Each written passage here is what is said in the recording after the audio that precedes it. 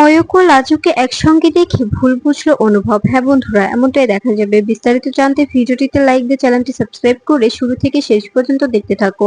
গল্পের শুরুতেই দেখা যাবে বনলতার ব্যাপারে ময়ূকের সঙ্গে কথা বলতে আসে লাজু। তখন ময়ূক লাজুকে বলতে থাকে, তুমি তোমার বনলতা দিদিকে বলে দিও আমার পাওনা টাওনা সব যদি আমাকে বুঝিয়ে দেয় তবে আমি ওর জীবন থেকে চলে যাব। তখন লাজু বলতে থাকে, তুমি তুমি বনলতা দিদির থেকে কেন এত টাকা নিচ্ছ?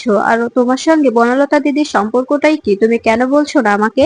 আর তুমি তুমি বনলতা দিদির থেকে এতটা টাকা কেন নিচ্ছ? তখন ময়ূক বলতে থাকে, সেটা যদি আমি বলি তবে তোমার বনলতা দিদির সকল মুখোশ খুলে যাবে। ও যে কতটা কতটা বাজে একটা মেয়ে তুমি সবটাই বুঝতে পারবে। তখন ওর উপর থেকে তোমার সমস্ত আশা ভরসা সবটাই উঠে উঠে যাবে। তখন তখন লাজু বলতে থাকে, কেন বনলতা দিদি কি করেছে যার জন্য তুমি এভাবে বনলতা দিদিকে ব্লেম দিচ্ছ?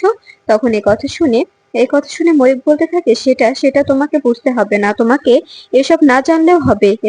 এরপরে দেখা যায় গাড়িতে বসে বসে লাজু ও ময়ূককে একসঙ্গে কথা বলতে শুনে ফেলে অনুভব। একসঙ্গে দাঁড়িয়ে থাকতে দেখে ভুল বুঝে অনুভব ঠিক তখনই সেখানে এসে লাজুকে বলতে থাকে, কি ব্যাপার লাজু, তুমি এর সঙ্গে কি করছো? তুমি দেখছি সহদেবকে ছেড়ে আমাকে ছেড়ে এখন আবার এর কাছে এসেছো। এ কথা শুনে লাজু বলতে থাকে, আপনি কিন্তু বাজে ব্যবহার করছেন আমার সঙ্গে। এসব কি বলছেন আপনি?